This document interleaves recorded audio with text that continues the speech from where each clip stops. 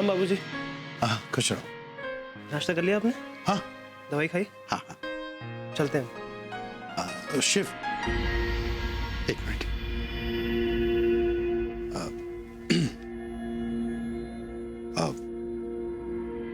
बेटा, हम जानते हैं कि तुम अपने फूफा जी की बातों से विचलित हो, लेकिन यकीन मानो इन सब में तुम्हारी अम्मा जी का कोई हाथ नहीं। हाँ, उन्होंने सच्चे मन से गौरी को अपनी बेटी के रूप में स्वीकार किया। और हाँ, तुम ये छुट्टन की बातों पर बिल्कुल भरोसा मत करना। अरे वो तो बावरा है, अपने अतीत को तुम्हारे वर्तमान से जोड़कर देख रहा है और तुम्हारी परेशानियां उसके जख्मों को फिर से हरा कर देंगी। देखो, उसके साथ जो कुछ भी हुआ ना, वो तुम्हारे साथ नहीं होगा बेटा। हमारा विश्वास करो, और हालात भी इतने बुरे नहीं हैं। हाँ बाबूजी, जानते हैं हम, आपको यकीन भी करते हैं, पर आप मतलब अंदर आओ। उर्मिला, अरे क्या हुआ? तुम्हारी हिम्मत कैसे हुई बिना बुलाए यहाँ आने की? हाँ? वो तो अच्छा हुआ कि तुम्हारी दादी जी ने तुम्हें देखा नहीं, वरना हमारी 7 पुश्ते तार देती वो।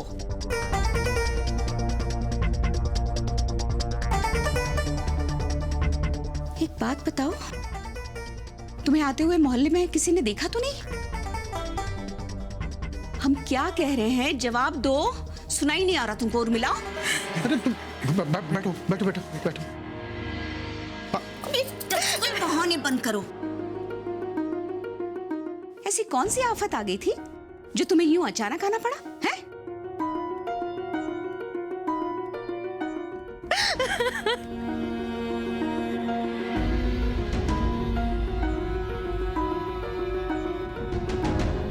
एक मिनट, कहीं तुम्हारे ससुराल वालों ने तुम्हें घर से बाहर तो नहीं निकाल दिया है?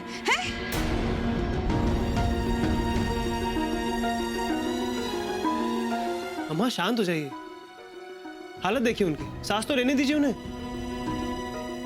क्या हुआ है? इतनी परेशान क्यों है आप?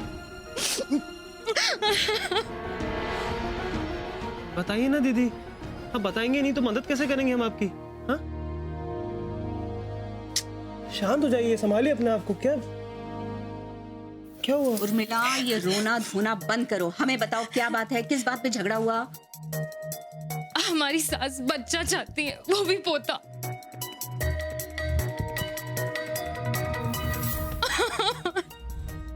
अरे तो इसमें गलत क्या है उर्मिला? हैं? ये तो अच्छी बात है। तुम्हारे ब्याह को कितने साल हो गए हैं? अब तुम्हें अपने वंश को आगे बढ़ाना चाहिए, है कि नहीं? लेकिन हम ये नहीं चाहते अम्मा, हमारे लिए अभी मुमकिन नहीं है।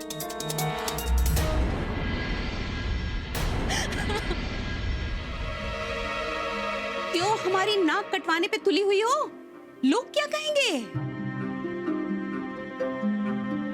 कि हमारी बेटी बच्चा नहीं पैदा करना चाहती, अपने वंश को आगे नहीं बढ़ाना चाहती है? लेकिन बस, दुनिया के दस्तूर से अगर अलग बात की ना तो हम कुछ नहीं सुनेंगे तुम्हारी, है? अरे बेटी ब्याह के बाद अपने खानदान की वंश बेल को आगे बढ़ाती है? माँ बनती है, तभी तो उसकी इज्जत होती है, उसका मान होता है, वो संपूर्ण होती है। देखो उर्मिला, तुम्हें अपने परिवार वालों की बात माननी चाहिए। वो कोई गलत तो नहीं कह रहे ना तुमसे, है? क्योंकि अब वही तुम्हारा घर, परिवार और संसार है, और मायके में तुम सिर्फ मेहमान हो, समझी? और आज तो बिन बुलाई मेहमान हो। देखो, इसलिए तुम्हारी यहाँ पर कोई सुनवाई नहीं है। सीधे अपने घर जाओ।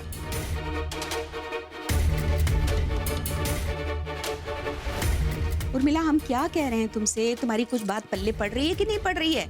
हैं?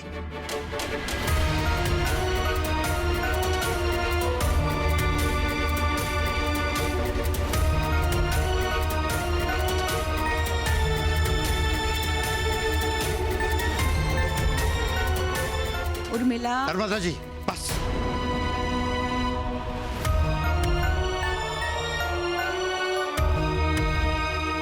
अब शांत हो जाइए आप।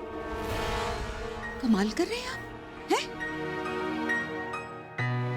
इसे डांट के वापस भेजने के बजाय आप हमें चुप करा रहे हैं। क्योंकि हम जानते हैं कि हमारी बेटी बहुत समझदार है। अगर उसने कोई फैसला किया है तो बहुत सोच समझ कर किया होगा। अगर आपको इसकी परेशानी सुननी है, इसकी बात समझनी है, तो चुपचाप बैठ जाइए, वरना आप बाहर जाइए, हमें अपनी बेटी से बात करनी।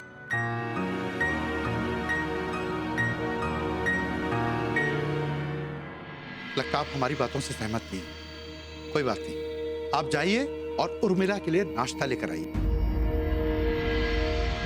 आज हम अपनी बेटी के साथ नाश्ता करेंगे, है ना बेटा? विनाश काले विपरीत बुद्धि। हमें लगता है कि आप पर भी गौरी के बाबा की परछाई पड़ गई है, तभी उनकी तरह आप भी अपनी बेटी का घर बर्बाद करके ही दम लेंगे। अम्मा, हर बात में गौरी जी को बीच में क्यों लेके आती है?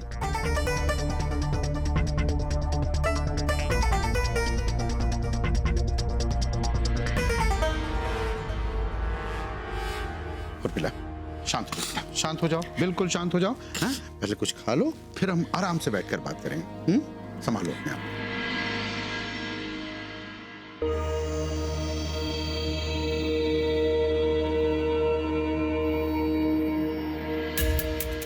तुम दोनों के बीच में जो भी गलतफहमी हुई है या पैदा की गई है, वो तुम्हारी सास और फूफा जी ने मिलकर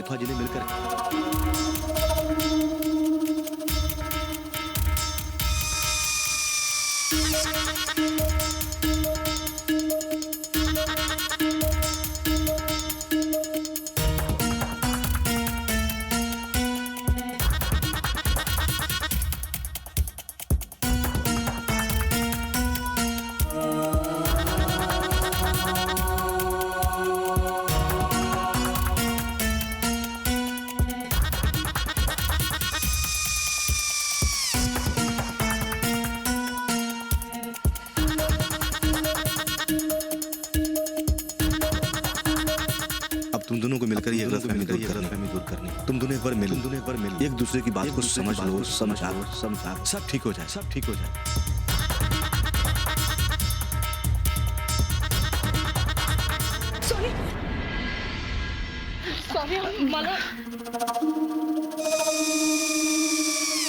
सॉरी, माझं लक्षच नव्हतं.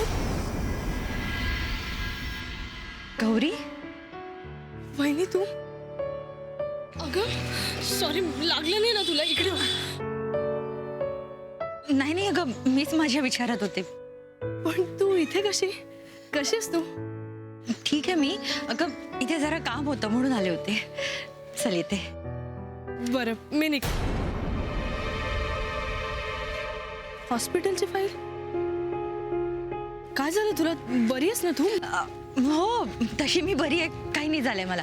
तशी म्हणजे काय म्हणाले डॉक्टर? तू नाही अगं, काही नाही गौरी. हे बघ वहिनी, दाखव मला. गौरी, थांब ना जरा, मला बघू तर ते काय झालंय.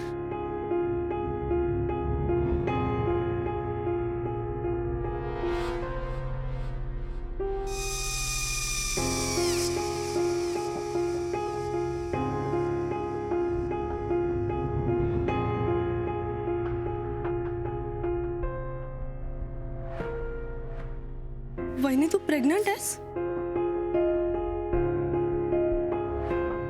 हो.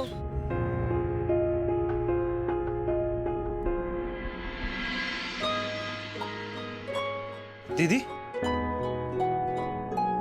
चलिए खाना खा लीजिए. हमें भूख नहीं है. अरे ऐसे कैसे भूख नहीं? आइए आइए आइए आइए, चलिए आइए, बैठिए बैठिए.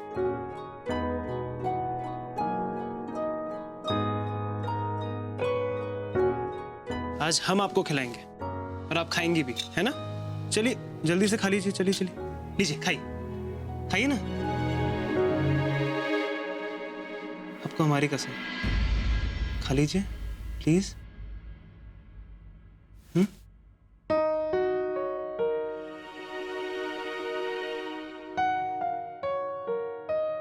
बात पूछूं आपसे? पूछिए. आप इतने सालों तक ये सब कुछ अकेले सहती रही, कुछ कहा नहीं, क्यों? क्योंकि हमारी बात कौन समझता भैया?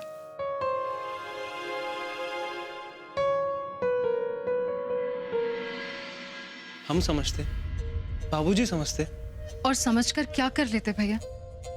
आप तो बहुत अच्छी तरह से जानते हैं कि इस घर में दादी और अम्मा के सामने किसी की नहीं चलती। और अम्मा, उन्हें तो हमसे ज्यादा इस बात की चिंता है कि लोग क्या कहेंगे। देखा नहीं आपने कितनी शर्मिंदा है वो हमारे यहाँ आने से, जैसे हमने कोई बहुत बड़ा गुनाह कर दिया। नहीं नहीं दीदी, ऐसी बात नहीं है। उन्हें शायद पूरी बात नहीं पता ना, इसीलिए। पूरी बात क्या होती है भैया? और वैसे भी क्या एक माँ को अपनी बेटी का दर्द समझने के लिए इतना काफी नहीं है कि वो खुद उनसे आकर कहे कि हम तकलीफ में हैं? लेकिन नहीं, अम्मा को हमारी तकलीफ से ज्यादा इस बात से तकलीफ हो रही है कि हम खुद यहाँ चलकर क्यों आ गए अपना दर्द बताने। सच कहें भैया तो हमें तो ऐसा लगता है कि 4 कंधे पर अगर हमारी अर्थी उठकर आ जाती तो शायद उन्हें कम तकलीफ होती। दीदी प्लीज ऐसी बात मत कीजिए आप। हम आपके साथ हैं, बाबूजी आपके साथ हैं। हम हमेशा आपका साथ देंगे, लड़ेंगे आपके लिए। आपके साथ ये अन्याय नहीं होने देंगे हम। हाँ, भगवान करे ऐसा ही हो भैया। लेकिन हम बहुत हैरान हैं कि बाबूजी ने हमारा साथ दिया। सच कहें तो हमने कभी नहीं सोचा था कि दादी और अम्मा के खिलाफ जाकर बाबूजी हमारा साथ देंगे।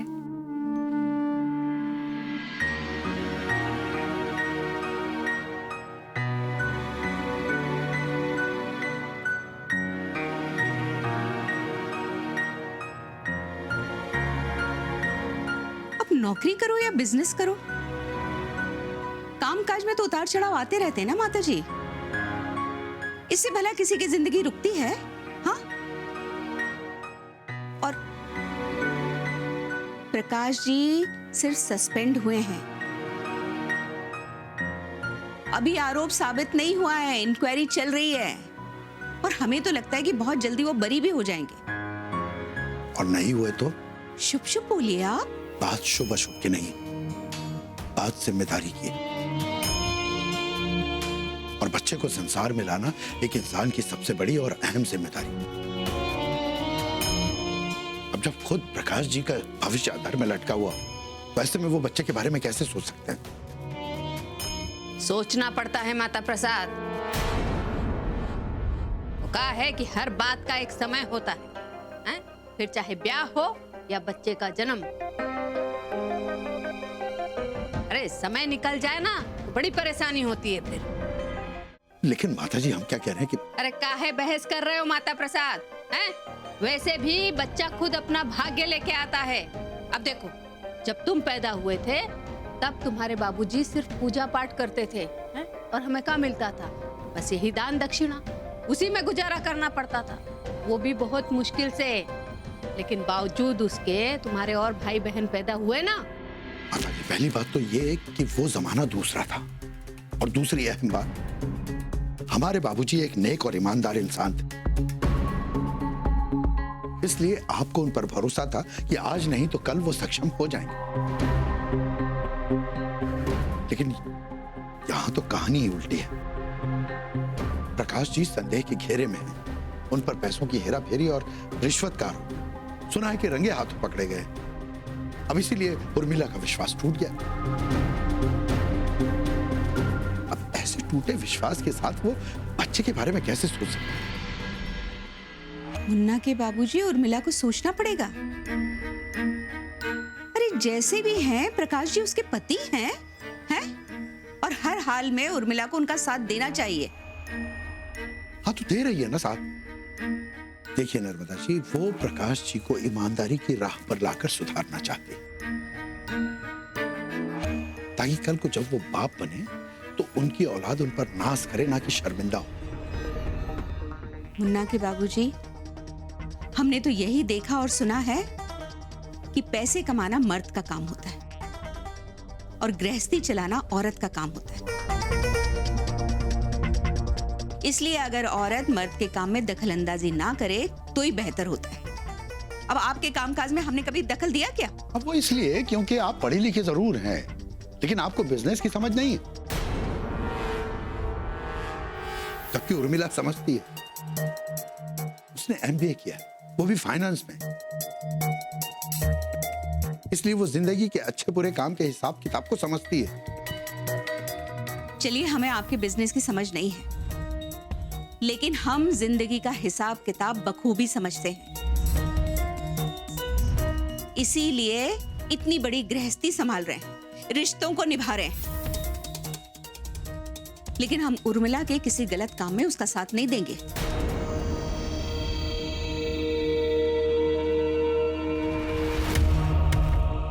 तो हम आपसे यही कहेंगे नर्मदा जी कि हमारी नजरों में आप जिंदगी के हिसाब किताब में कच्ची।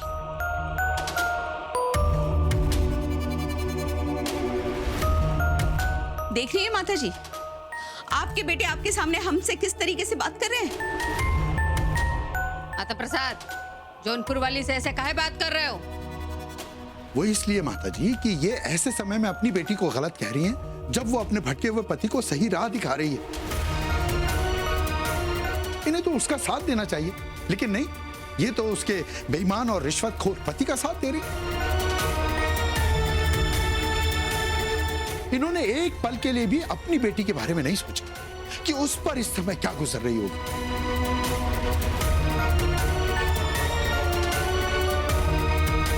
अरे दीदी, आपने कभी कोई सवाल क्यों नहीं उठाया? कई बार उठाए भैया, लेकिन वो माँ बेटे मिलकर हमें चुप करा देते थे। हमें तो बोलने का कोई अधिकार ही नहीं था। हमारे भाग्य में सिर्फ सुनना लिखा हुआ था।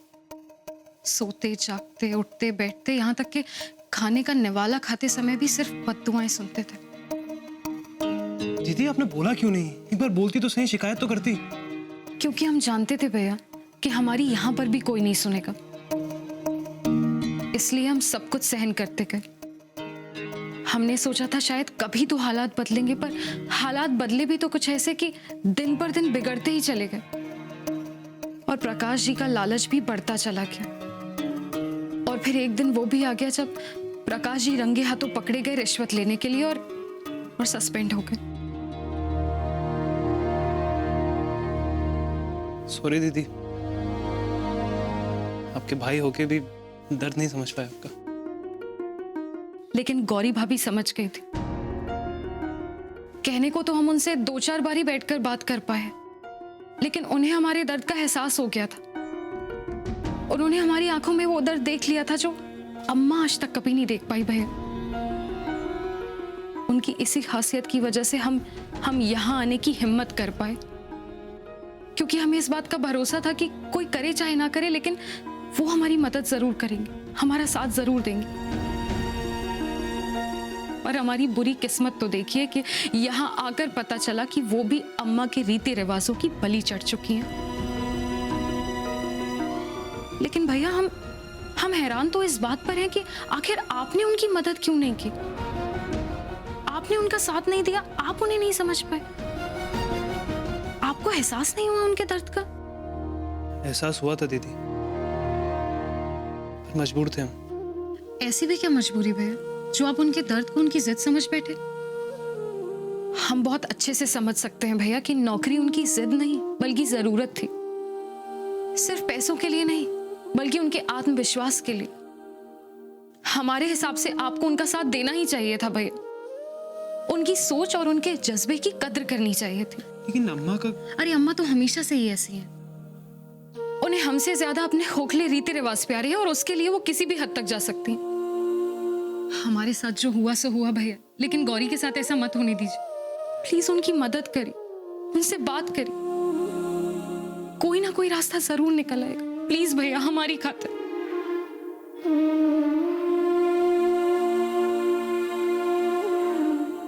ठीक है दीदी, अभी बात करते हैं उनसे।